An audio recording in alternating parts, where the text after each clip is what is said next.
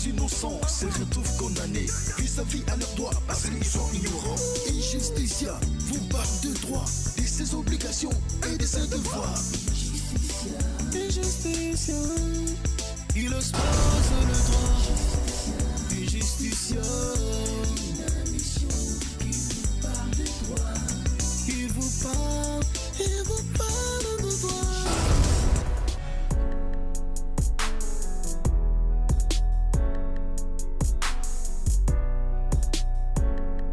Injusticia, votre magazine qui vulgarise les principes essentiels de base du droit.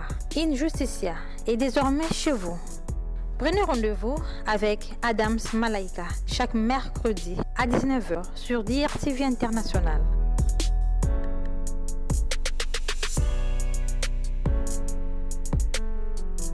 Réel plaisir de savoir que vous êtes bel et bien branchés à cet instant pour suivre votre émission juridique Injusticia. Eh bien, fidèles téléspectateurs de la DRTV, je vous informe que nous parlerons aujourd'hui sur la procédure civile et ses éléments avec invité Maître Gabriel Ombessa, avocat à la Cour. Avec lui, nous allons partager bien ces thèmes et il nous expliquera en long et en large avec toute éloquence. Alors, Maître Ombessa, je vous salue. Bonjour, madame. Bienvenue sur Injusticia. Merci bien. Merci. Alors, Maître, que direz-vous aux téléspectateurs qui vous suivent à cet instant? Bon, je vais leur dire que la procédure civile, c'est le thème du jour, je crois. Oui. C'est véritablement la marche du procès civil, en fait. La procédure civile, c'est la marche du procès. C'est-à-dire que les principales étapes qu'un procès doit suivre pour déboucher sur un jugement civil. Voilà, Maître, nous allons y arriver. Alors, à présent, j'aimerais d'abord savoir, que direz-vous par rapport aux téléspectateurs qui vous suivent à cet instant, par rapport à notre thème? Non, c'est un thème très intéressant, en fait. Parce que quand on vit dans une société, forcément, il y aura des litiges entre sujets de droit, hein, entre citoyens. Et ces litiges-là, eh bien, il y a un procédé à travers lequel ils peuvent être jugés, recevoir des jugements. Et ce procédé-là, ou ces procédés-là, sont, disons, prévus par la procédure civile. Donc c'est un thème très important. C'est un thème en fait qui concerne tous les Congolais en fait. Voilà, alors Maître, je voulais savoir qu'est-ce qu'une procédure civile et quelle serait son importance en fait? D'abord, la procédure civile, en fait, ce sont des règles prévues par la loi, Oui. prévues par le législateur, permettant aux citoyens de saisir les tribunaux d'un litige, hein, au fin que ceux-ci, eh bien, jugent ce litige-là. C'est un ensemble de règles en fait prévues par la loi, prévues par le législateur, au fin de permettre aux sujets de droit, hein, qui sont en délicatesse avec d'autres sujets de droit, hein, de pouvoir bien juger le litige qui les oppose en fait. C'est ça la procédure civile. C'est un ensemble de règles en fait. Voilà. Maître, alors, qu'est-ce qu'une action en justice? On entend souvent parler de cette action. J'aimerais savoir exactement qu'est-ce qu'une action en justice, en fait. Une action en justice, c'est une liberté publique, en fait.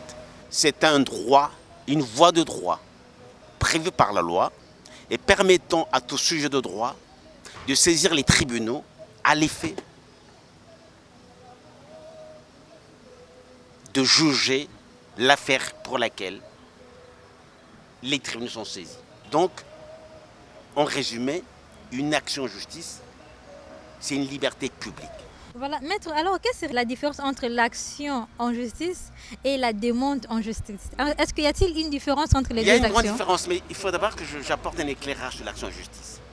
L'action en justice, c'est une voie de droit, une liberté publique prévue par la loi, qui confère à tout citoyen de droit et qui est en litige avec notre sujet de droit, de saisir les juridictions à l'effet de voir celle-ci juger cette affaire-là, juger le litige en fait. C'est prévu par la loi. Vous aviez dans notre code de procédure civile, ce qu'on appelle le code de procédure civile, commerciale, administrative, financière, vous aviez des textes qui prévoient comment saisir le tribunal, comment procéder. Et ces textes-là énoncent en fait ce qu'en l'action en justice. Aujourd'hui, si vous aviez vendu un bien à quelqu'un, le prix est convenu, et que la personne qui a acheté ce bien-là ne vous a versé qu'un acompte, et il vous reste un solde à payer, à vous payer, mais qu'il ne paye pas ce solde-là, vous êtes en droit aujourd'hui de saisir le tribunal d'une action contre une action en paiement du solde de prix. Mais comment vous allez faire? Vous saisissez le tribunal d'une requête. Vous dites au tribunal, voilà, je suis en relation d'affaires avec cette personne, elle me doit de l'argent, elle me doit le solde de prix de vente qui n'est pas payé depuis, par exemple, plusieurs mois. Et le fait de saisir le tribunal d'une requête au fin de voir le tribunal condamner ce monsieur qui vous doit de l'argent de payer, c'est une action en justice que vous exercez. Vous comprenez ce que je veux dire? Oui. C'est une voie de droit. On appelle ça même un droit subjectif. C'est ça l'action. En fait, de manière plus claire, plus concrète, vous exercez par là une action en justice. Alors, en quoi ceci est-elle différente d'une demande en justice? La demande en justice, en fait, c'est... Bon, il faut faire un distinguo. L'action en justice, c'est l'action à travers laquelle le tribunal est saisi d'une prétention, au fin de voir cette prétention exécutée, respectée. Maintenant, la demande en justice, ce sont les prétentions que vous formulez dans votre requête. C'est le fait de saisir le tribunal et de lui dire, moi je saisis votre tribunal parce que X a fait ceci, parce que Y a fait cela. C'est ça la demande en justice. En fait, c'est toutes les prétentions que vous formulez pour que le tribunal puisse y donner suite. Voilà, alors quelle serait la nature de l'action en justice? L'action en justice, c'est une voie de droit, c'est une liberté publique. La loi dit que toute personne qui est en délicatesse avec une autre personne et qui veut voir son droit subjectif être respecté, il doit saisir les juridictions en vertu de tel texte de loi. Parce que l'action en justice est prévue par la loi. Donc c'est le législateur qui définit l'action et qui l'encadre aussi juridiquement. Alors que la demande en justice, en fait, c'est toutes les prétentions qu'on formule. C'est pourquoi vous saisissez le tribunal. Voilà, alors, maître, Donc l'action en justice, c'est une liberté publique, c'est une voie de droit. C'est une liberté publique prévue par la loi qui confère aux citoyens qui sont en litige avec un autre citoyen de saisir les juridictions au fin ou à l'effet de voir ces juridictions juger une affaire. Voilà. Alors, maître, je voulais encore savoir quelles sont les sources de la procédure civile, parce que c'est donc ça notre thème du jour, bien sûr. Vous savez, la procédure civile, a pour source principale, basique, on pourrait dire, c'est la loi. Vous avez la loi, vous avez les décrets, en fait, vous aviez la loi et les décrets et les arrêtés ministériels, en fait. En fait, la procédure civile a pour source la loi et les règlements. Quand je parle de règlements, je vois les décrets, les arrêtés ministériels.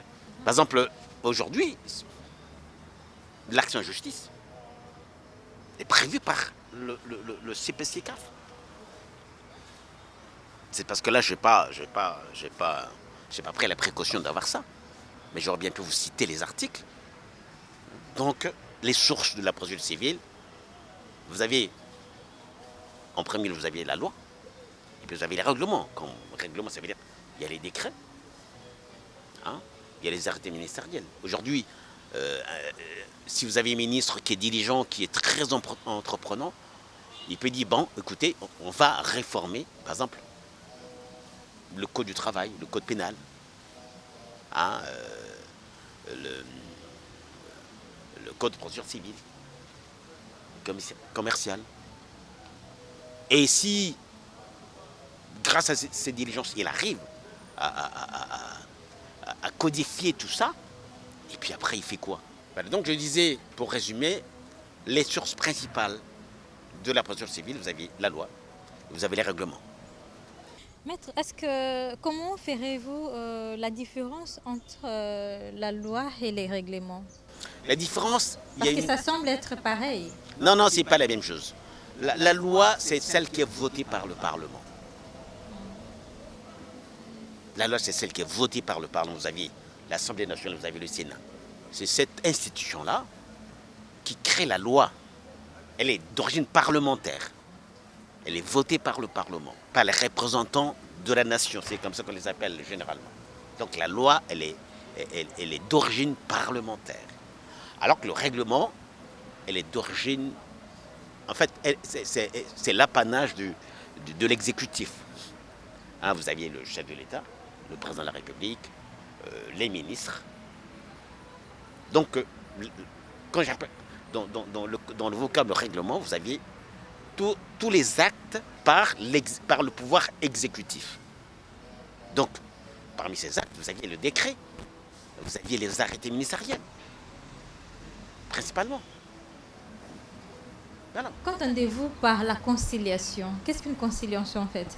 Bon voilà, la conciliation, c'est un mode de règlement. Il y a des textes qui prévoient qu'avant de pouvoir juger l'affaire au fond, le juge doit d'abord, préalablement, permettre aux parties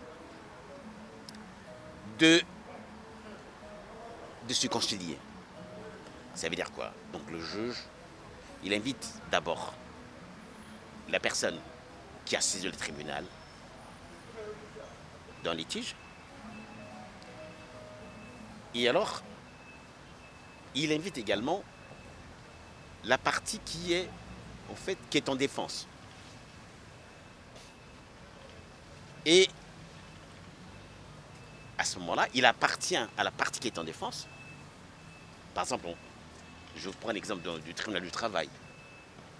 Toute affaire, avant d'être jugée par le tribunal du travail, doit préalablement faire l'objet d'une conciliation.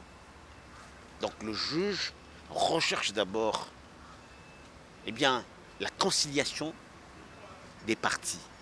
C'est-à-dire qu'en fait, il demande aux parties si vous pouviez vous-même trouver une solution amiable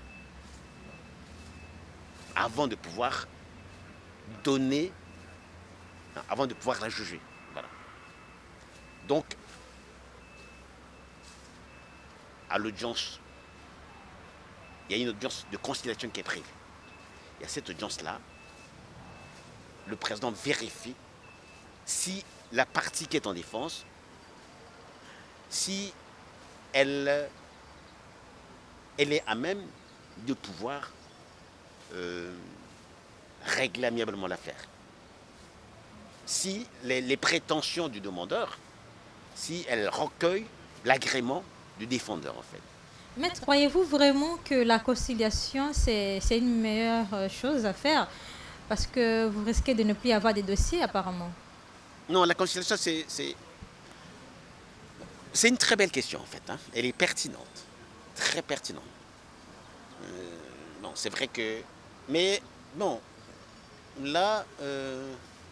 parce que quand une affaire débouche d'une conciliation des parties, l'avocat, d'une certaine façon, est dépossédé du dossier. Ça, c'est évident. Parce que la procédure ne sera plus en cours. S'arrêtera. puisque la conciliation a pour conséquence l'extinction du litige. Donc, à ce moment-là, vous êtes amené à concevoir un protocole d'accord. Surtout en matière devant le tribunal du travail, il y a un procès verbal de conciliation qui est signé par les parties. C'est vrai que une affaire qui débouche d'une conciliation dépouille par ce fait même l'avocat ou les avocats. Bon. Mais, vous savez, sur 10 affaires qui sont portées à la condition du tribunal du travail, vous ne trouvez peut-être qu'une seule affaire qui fera l'objet d'une conciliation. Hein. Maître, est-ce que la conciliation, ça concerne juste la matière civile? Non, la conciliation, non, pas seulement la matière, non, la matière sociale. Ça concerne la matière sociale, ça concerne la matière civile aussi, parce que en matière de divorce, lorsque le tribunal est saisi d'une requête de divorce, il y a un préalable préliminaire de conciliation qui doit être respecté. Le juge a pour mission prioritaire de vérifier que les époux maintiennent leur volonté. En matière de divorce, il y a ce qu'on appelle le préalable obligatoire de conciliation. Il y a une phase de conciliation des époux, et ici, qui est sanctionnée par ce qu'on appelle l'ordonnance de non-conciliation. Et à ce moment-là, dès qu'il y a une ordonnance de non-conciliation qui est prise par le juge, à ce moment, l'affaire est portée à la connaissance de la juridiction, enfin de jugement, de juge du fond. Là, ça devient la partie contentieuse de la procédure de divorce. Vous avez également une conciliation que peut demander une partie. Une partie peut dire, j'ai une affaire, mais je pense que... Mais ça, il faut le demander au juge. Hein. Maître, qu'est-ce qu'une transaction? Une transaction, c'est... En fait, c'est un procédé qui permet aux parties d'éteindre l'instance. Bon, il peut arriver que dans une affaire qui a fait l'objet déjà d'un contentieux, que les parties s'imaginent que finalement, au lieu de continuer la procédure, parce qu'une procédure, ça veut dire c'est de l'argent, c'est du temps, c'est de l'énergie aussi. Hein. Les parties peuvent convenir de mettre fin au litige, en fait. C'est ça la transaction. Mettre fin au litige. Alors là, en transigeant, c'est-à-dire en abandonnant certaines de ses prétentions. Je dis, bon, on ne peut pas toujours tout gagner. Hein. On met un peu d'eau dans son vin. Donc on rédige un protocole de transaction, et ce protocole de transaction a la même force juridique qu'un jugement. Et à ce moment-là, elle a la vertu, elle a la vocation de mettre fin au litige. Pouvons-nous dire alors que la transaction peut-elle faire partie du mode de résolution de conflits? Oui, c'est un mode alternatif de règlement de conflits, oui. Ok.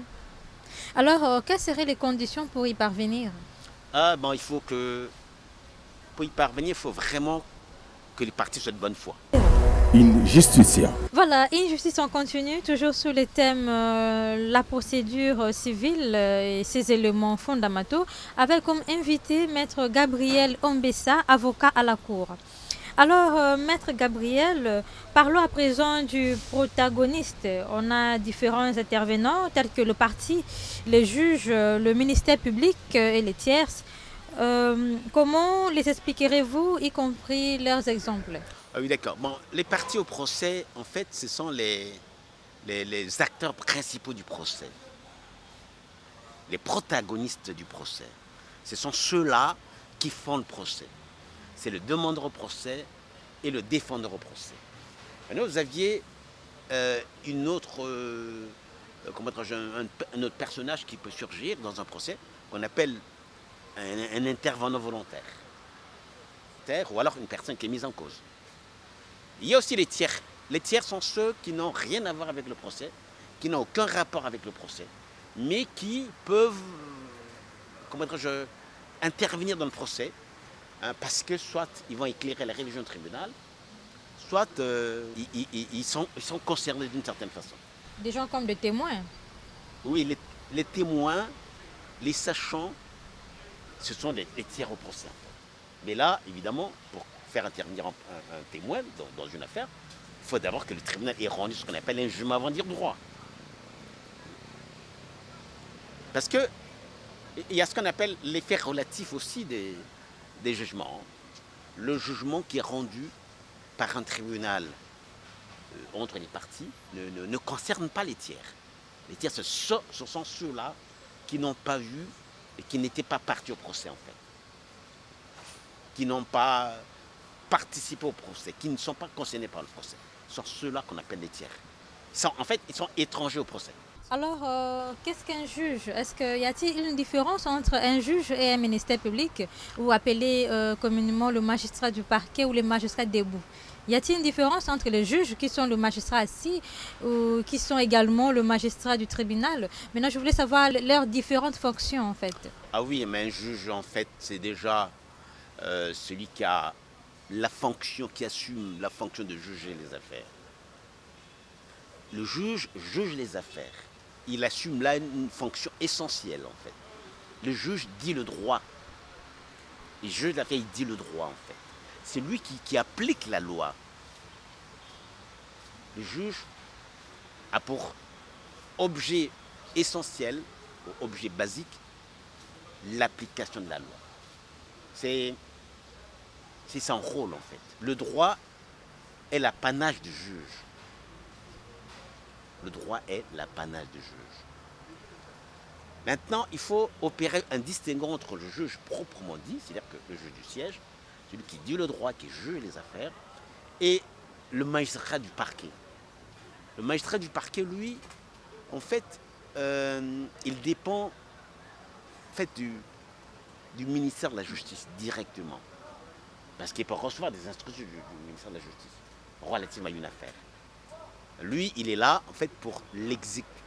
En fait, pour sauvegarder l'ordre public et assurer l'exécution des décisions de justice. C'est ça son rôle, oui. S'il y a trouble public, c'est le magistrat de parquet qui intervient, qui agit. S'il y a une difficulté, si un jugement je rencontre une difficulté d'exécution, le parquet, il prêtera sa main forte. C'est le rôle du parquet d'assurer l'exécution des décisions de justice. Parce que sous son autorité, il a la police, il a la force publique. Donc il peut faire mouvoir la police pour pouvoir aider l'huissier de justice à exécuter une décision de justice. Donc ce sont des fonctions bien différentes. D'ailleurs, le magistrat du parquet ne rend pas des décisions de justice. Il prend des réquisitions, en fait. Bon, il donne des ordres, mais ce ne sont pas des décisions de justice. Maître, il y a quelle différence entre le demandeur et le défendeur? Ah, une différence fondamentale, en fait. C'est ce qu'on appelle les protagonistes du procès, les acteurs principaux du procès. Ce sont ceux-là qui font mouvoir, en fait, la machine judiciaire. Le demandeur au procès, c'est celui qui estime que ses intérêts subjectifs ou ses droits subjectifs ont été violés. Donc, se sentant lésé, alors il saisit le tribunal pour que celui-ci instruise l'affaire et la juge. Maintenant, c'est ça le demandeur au procès. C'est celui qui saisit le tribunal d'un litige, afin de voir celui-ci juger cette affaire-là. Maintenant, le défendeur au procès, c'est celui qui est traîné devant le tribunal. Si aujourd'hui, vous, ayant maille à partir avec Notre-Dame, et si vous saisissez le tribunal pour voir celui-ci juger cette affaire-là, eh bien, vous aurez alors à ce moment-là la posture de demandeur au procès. Maintenant, celui que tu vas traîner devant le tribunal, celui qui est à cause du tort, celui-là, on l'appellera défendeur au procès. Alors, quels seraient les différents avantages et désavantages de chaque partie au procès? On ne peut pas seulement raisonner en termes d'avantages, mais en termes de d'intérêts en fait, des intérêts en présence. Les intérêts en présence sont très différents, ne sont pas les mêmes. Vous aviez un demandeur au procès. Lui, ce qu'il recherche, c'est de voir l'affaire porter à la condition de tribunal, être jugé rapidement. Recevoir exécution en même temps. Parce que quand tu sais le tribunal, qu'est-ce que tu recherches? Tu recherches en fait un résultat matériel. C'est-à-dire que, par exemple, si quelqu'un te doit de l'argent, qu'est-ce que tu vas rechercher? Que cet argent te soit payé. Mais alors qu'il te soit payé rapidement.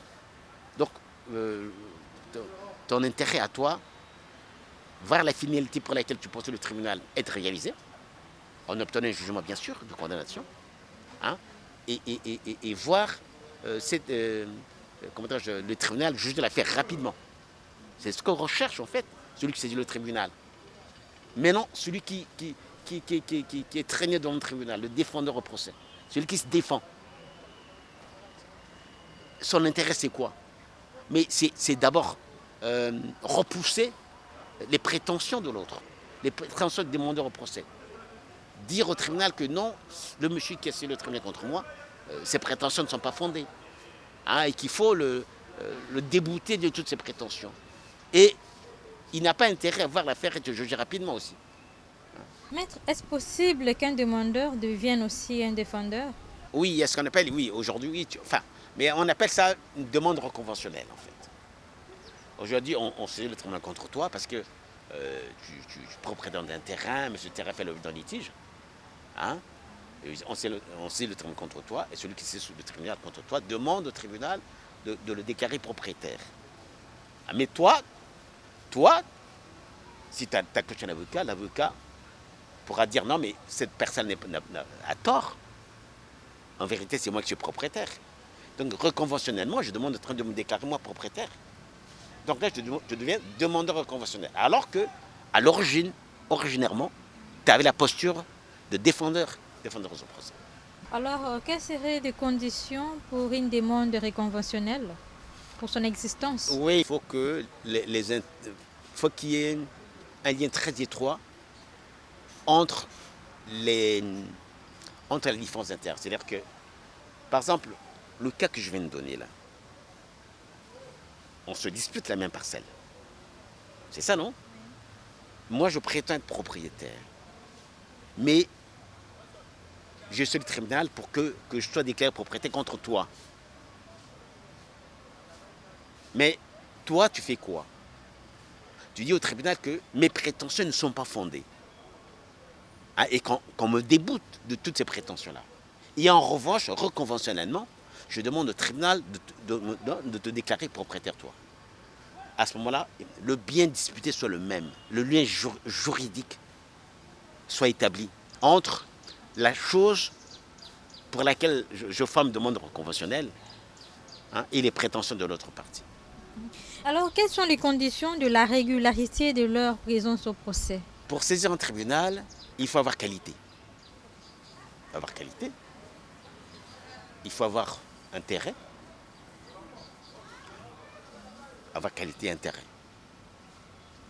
Avoir qualité, ça veut dire quoi? Ça veut dire qu'il faut que tu aies les aptitudes juridiques qui te permettent de saisir un tribunal. Par exemple, il faut être majeur. Un mineur ne peut pas saisir un tribunal.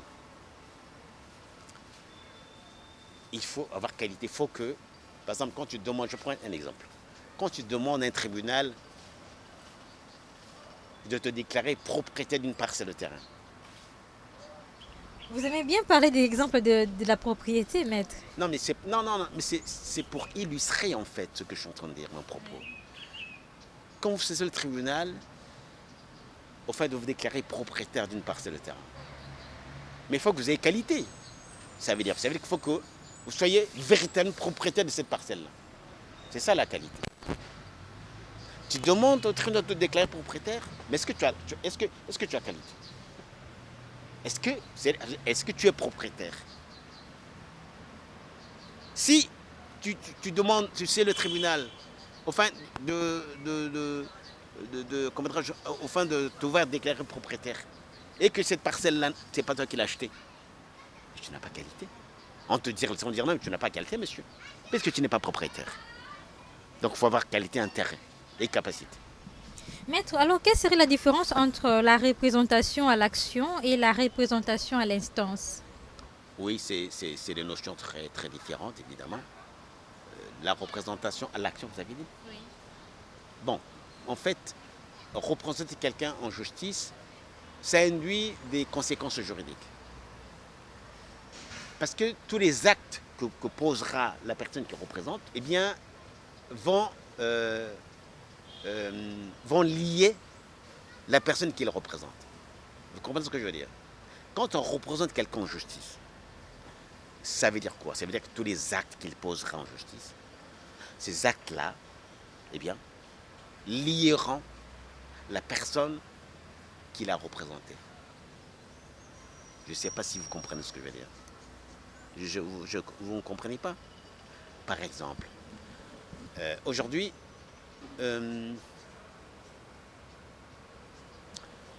je prends le même cas parce que vous allez me faire le reproche de ne reprendre que le même cas, mais... Non, pas de la propriété quand même, non, maître. mais je vais en prendre un autre, il n'y a pas de problème. Oui.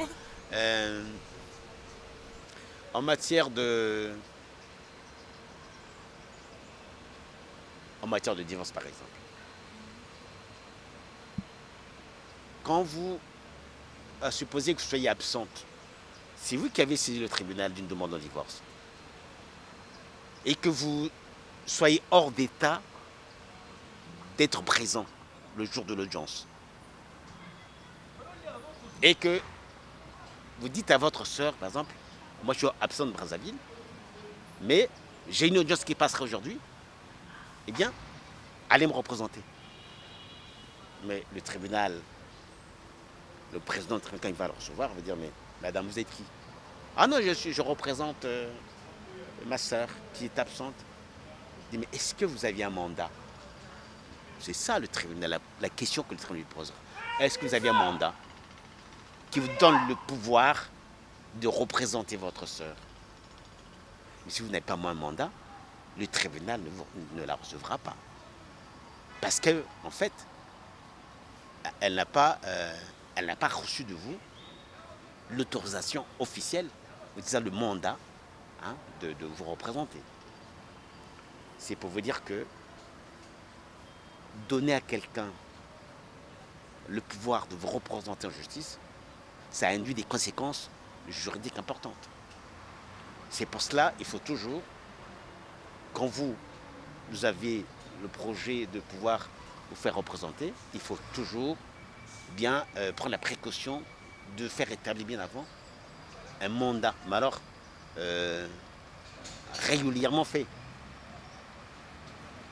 Nom, prénom, l'objet, la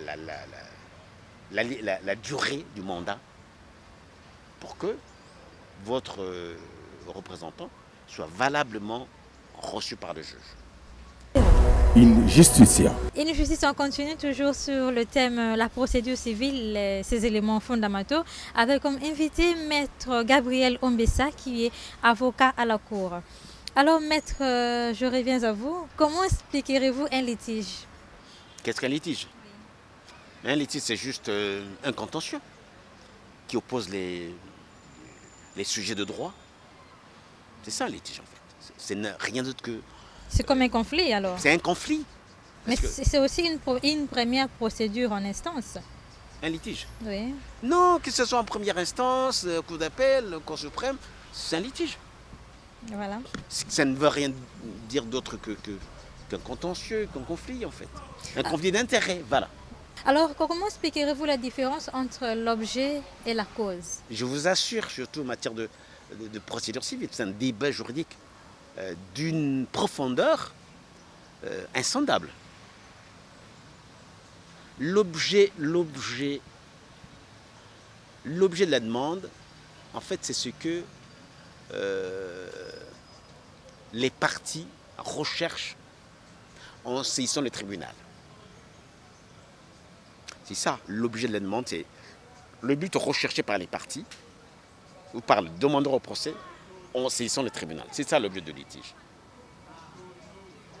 Par exemple, si aujourd'hui, moi, je saisis le tribunal en matière de règlement de propriété, je saisis le tribunal.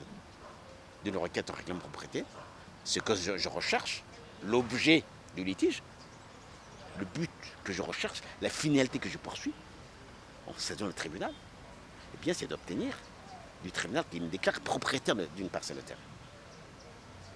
Par exemple, quelqu'un qui saisit le tribunal pour annuler une vente d'un bien acheté, l'objet de litige, le but recherché en saisissant le tribunal ou la finalité poursuivie, c'est l'annulation de la vente. Ça, c'est l'objet de litige.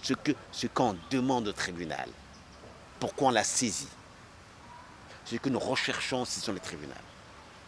C'est ça qu'on appelle l'objet de litige. C'est fondamental. Parce qu'il y a les grands professeurs qui ont théorisé ce concept-là. Alors, en quoi ceci est distingué de la cause? La cause de la demande, c'est un ensemble de faits destinés en fait à soutenir l'objet du litige. Vous comprenez ce que je veux dire? Parce que l'objet du litige, je l'ai déjà expliqué, ça veut dire simplement ce que nous, lorsque nous saisissons le tribunal, quelle est la finalité que nous poursuivons. C'est ça l'objet du litige. On ne saisit pas le tribunal sans raison. Si tu sais le tribunal, ça veut dire que tu recherches, tu veux que le tribunal fasse quelque chose pour toi. Tu comprends, non? Maître, j'aimerais un peu encore savoir quelle différence existe-t-il entre le droit privé et les droits publics? Oh, une différence très simple, parce qu'en fait, le droit public, c'est le droit qui concerne tout ce qui a trait à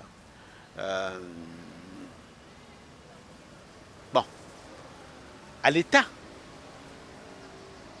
Tout ce qui a trait à l'État, en fait. Par exemple, vous avez du droit public, du droit constitutionnel. Le droit constitutionnel, c'est un droit qui se focalise uniquement sur les textes qui gouvernent un État. Simplement. Vous avez du droit administratif. C'est le droit qui régit tout ce qui concerne les établissements publics, ou alors tout ce qui a trait à l'État aussi. Parce que quand vous avez le droit administratif, enfin pas seulement l'État, mais le gouvernement, l'exécutif, le droit administratif, c'est quoi? C'est un droit qui concerne, enfin c'est un droit qui rassemble les règles concernant l'exécutif, simplement. Parce que là, vous aviez les grands services publics. Vous aviez les établissements publics. Vous aviez les communes, les collectivités locales.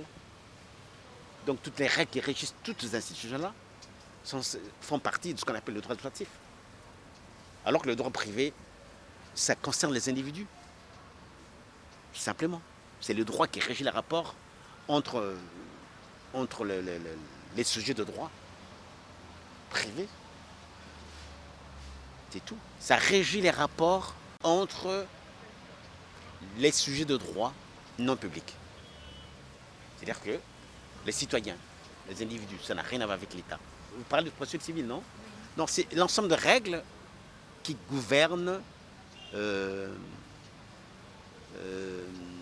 le jugement des affaires civiles. Ou la marche que doit suivre, les affaires portées à la connaissance de juge civil. Maître, nous tendons pratiquement vers la fin de cette émission. Ma dernière question est de savoir, est-ce que toute personne victime d'une infraction peut se faire indemniser devant la juridiction pénale? Oui. Comment? Mais bon, il y a plusieurs voies de droit pour saisir le juge pénal. Vous aviez la citation directe, mais là c'est pour les procédures qui ne sont pas complexes, des affaires simples, dans lesquelles on identifie les auteurs, les co-auteurs, les complices éventuellement, où les faits ne présentent pas une certaine complexité. Ça ne parle pas de la citation directe. Vous aviez la plainte simple, qui est celle qui est portée à la connaissance du procureur de la République. Et vous aviez la plainte avec contre une partie civile. Là, vous c'est sur le juge d'instruction. Donc, toute infraction à la loi pénale autorise ou met la personne ou met la victime en droit de saisir les juridictions pénales. pour obtenir de celle-ci un jugement correctionnel ou un jugement criminel ou une décision criminelle. Merci Maître Gabriel d'avoir répondu à mon invitation. Merci beaucoup, merci beaucoup. Et j'espère revenir devant vous pour répondre à d'autres questions. Voilà Maître. In justitia. Comment traduisez-vous l'adage Iura vigilantibus non dormentibus prosunt? Le droit vient au secours de ceux qui veillent et non de ceux qui dorment. In justitia. Et voilà, ça n'est déjà fini pour aujourd'hui. Nous avons eu à parler sur la procédure civile et ses éléments fondamentaux avec comme invité Maître Gabriel Ombessa, avocat à la Cour. Et je remercie toute mon équipe technique et moi, la vôtre, Adams Malaika. Je vous retrouve prochainement. Ciao.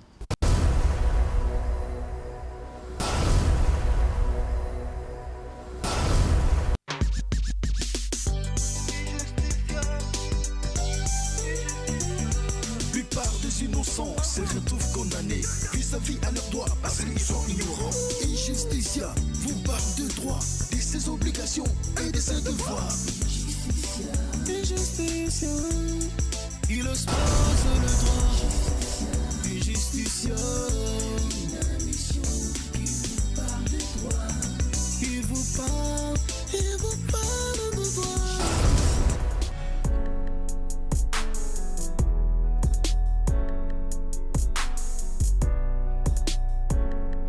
In Justicia, votre magazine qui vulgarise les principes essentiels de base du droit. In Justicia est désormais chez vous. Prenez rendez-vous avec Adams Malaika chaque mercredi à 19h sur DRTV International.